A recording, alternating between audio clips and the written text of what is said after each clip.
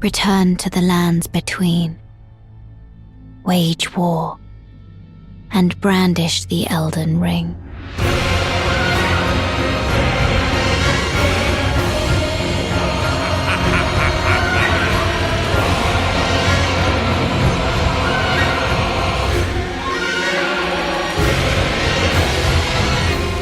This is Elden Ring, a game that admittedly doesn't really need an introduction. And in this video, I'll show you how I transformed this into this by breaking down FromSoft's approach to art direction and then using that approach with Unreal Engine 5. But first off, why? I mean, I'm essentially turning a game into a not as good game.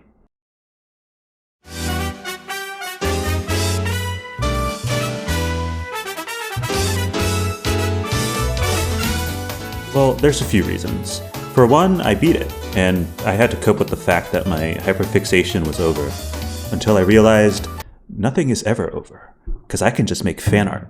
I don't need another DLC. I'll make my own DLC. On the other hand, the game looks amazing, and I genuinely wanted to try my best at making something as beautiful and vast as some of these areas. There are very few titles that match the quality of From Software's art direction, and having a better understanding of why Elden Ring stands out so much would help me improve in my own art. And finally, I wanted to see how much, if at all, a game like Elden Ring would improve with a more modern engine. There's no doubt that this game looks good, but then you zoom in and it's like, brother, what's that? With that out of the way, let's take a look into how the art of Elden Ring was created. I initially thought the best resource would be the art book, but it mostly turned out to be a collection of concept art images without much insight into the creative process. What I really needed was to find the foundational elements of Elden Ring first. To do so, I turned to Miyazaki himself, diving into several interviews, not just about Elden Ring, but also his insights on how he approached creating the other Souls games as well. With that, I found a few key points. First off, Miyazaki is very hands-off when it comes to directing. He purposely gives vague ideas to his artists and lets them interpret what it means. It can get to the point where, and I quote, "I think the artist probably didn't know what I was talking about half the time," which was not a great start into breaking down his thought process. But after more digging, I found that Miyazaki said that he imagined the Lands Between as a place that was very mysterious, ethereal, and invoked wonder. So I imagined that these were some of the ideas that the artist had to work with, and that I'll need to incorporate too. Somehow. Next, Miyazaki would go on to talk about how he would start creating his works. They didn't come from concept art or mood images, rather gameplay. This often meant laying out a map, which is why games like Dark Souls have such sprawling and interconnected layouts. But it also meant identifying the key interaction points, things like elevators, specific buildings, or even visual elements like the sun setting in Anor Londo were all considerations before establishing the other details. Lastly, Miyazaki said that one of the elements that makes Elden Ring stand out, compared to the other titles, is that while it shares the same grim dark fantasy look of the other Soulsborne games, there's often this bit of high fantasy that he described as moments of rest and beauty. Miyazaki would go on to explain that this was intentional, as the game was meant to feel more inviting and freeing, to go along with the open world gameplay. Alright, now let's quickly recap and figure out a plan from our takeaways.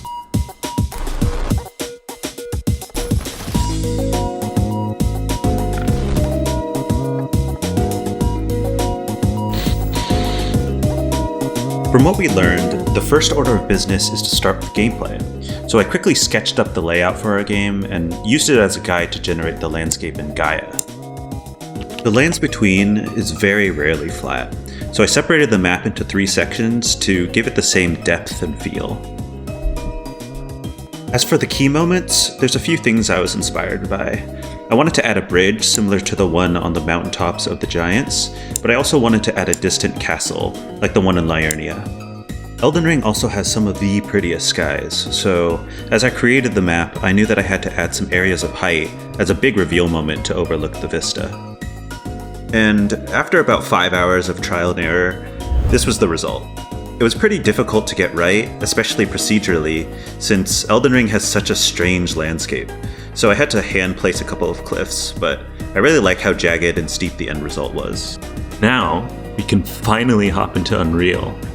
I decided to use the game animation sample for the third-person character animations, which is free and looks really good, even when I'm actively trying to make it look bad.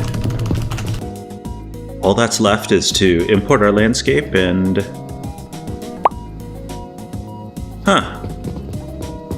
Actually looks pretty good.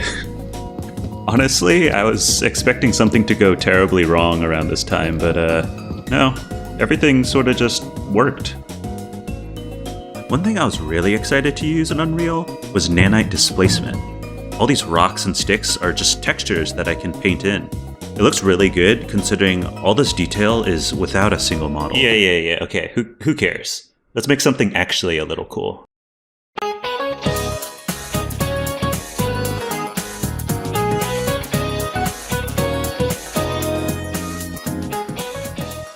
I think Elden Ring's sky is a super underrated part of the game. They genuinely look like something straight out of a painting. They also play a huge part in the color. There are a whole 2-hour-long video essays explaining the color theory of Elden Ring. And since the sky is such a large part of it, it also plays a big part into the mood and the story of the scene. To me, if Elden Ring is a canvas, then I believe the sky acts as an underpainting.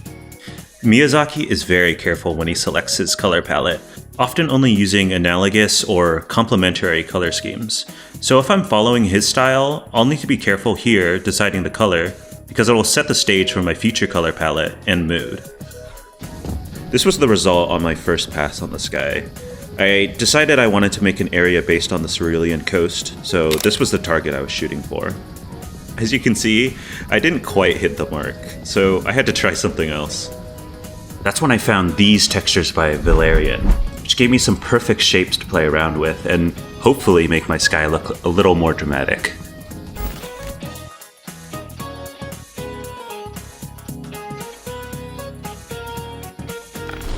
An hour later and it's looking a little better?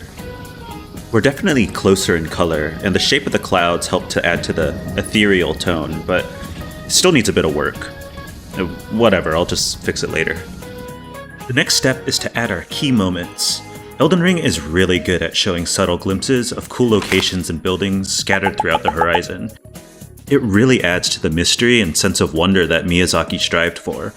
So I tried to do the same, placing buildings that lead the player's eye out into the distance towards the castle. And this was the end result. Obviously these are just placeholder meshes, but I felt happy with the composition overall.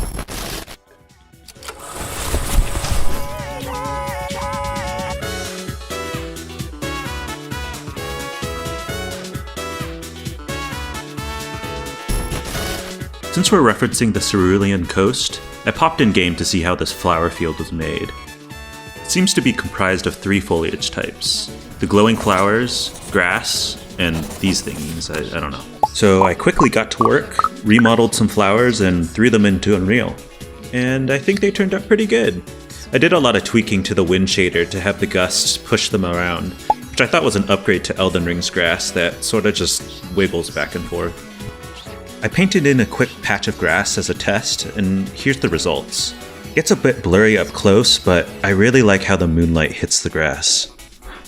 But before I go in and paint grass everywhere, I first had to sculpt out the hills and paths. I'm gonna be honest, I didn't have a concrete plan going in, but I did know a couple of things. First, like Miyazaki said, keep it inviting. Nothing should feel too cramped, and all paths should at least invite you to explore it. Except for Caelid, I guess. Nothing about this area is inviting. Second, plan for gameplay. That means items, NPCs, enemies, etc. All of which I'm not actually adding to this project, but I kept in mind where I think some of those things should be. I also took Megascan rocks and placed them on the cliff sides. Though Elden Ring has some weird shapes with their rocks. There's often these jagged peaks and overhangs that wouldn't appear naturally in the real world. So I needed to take note and try to mimic some of that shape language. I also made some trees. Nothing special about them though, they're just trees.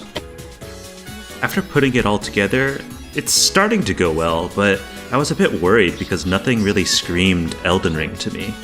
I couldn't really place my finger on why. Maybe the lack of fog? The ground color? Maybe more distant mountains? I was feeling discouraged. Why couldn't I figure it out despite all my research? I figured I won't really know until I have all my pieces in place, so I added anything outside of the buildings that might have an impact.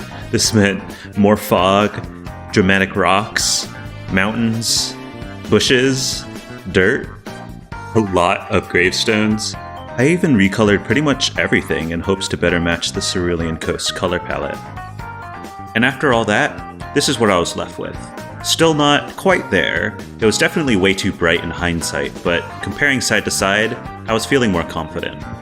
There just felt like it had more story and detail now, and comparing the color to the Cerulean Coast, I got closer to the nice gradient from the bright blue ground to the subtle purple sky. Now I can get to the fun stuff, buildings. This is where most of the storytelling will come in. There were some good mega scans that I could utilize, as well as this pack from Leartus Studios, but of course I needed to do some of the modeling myself. For example, these boat coffin things, which according to Zuli the Witch, house living tainted flesh that pollutes the fissures with putrescence. Ugh. Now, I'm no lore master, so I didn't know what kind of buildings would fit best here, so I tried to match the feel to Liurnia's academy. I felt like the Cerulean Coast and Liurnia had a similar magical and somber tone. I also kept in mind Elden Ring's tone. Did you ever notice how tiny and insignificant you feel playing the game? Everything around you is massive, so as I built the castles, I tried to make them feel as imposing as possible without it being too overbearing. I added a couple of details, such as the VFX and the player model, and with that, I was finally done.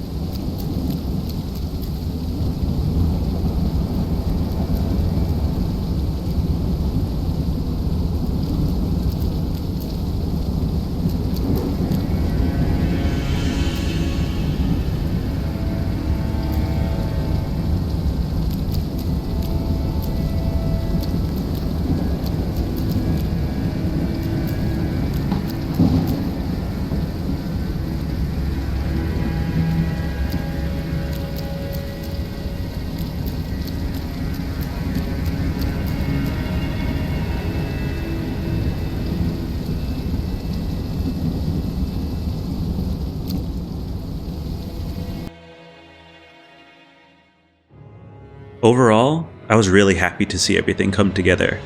I still believe I never really matched Elden Ring's art style, but I felt that I improved while trying my best to emulate it. And if you're curious to see how much of Elden Ring I made, here it is. A couple hundred hours netted me roughly 1/20th of Elden Ring, and that doesn't even account for the DLC, the underground area, or the fact that only about this much is actually made for the player to walk around in. So to answer the question, can I improve Elden Ring with a better engine? Maybe if I was Miyazaki. Elden Ring is a game that really plays into its strengths, and what I think Unreal Engine did was provide enough performance to really enhance the close-up shots and texture fidelity. It's nice, but not core to the vast open that is Elden Ring.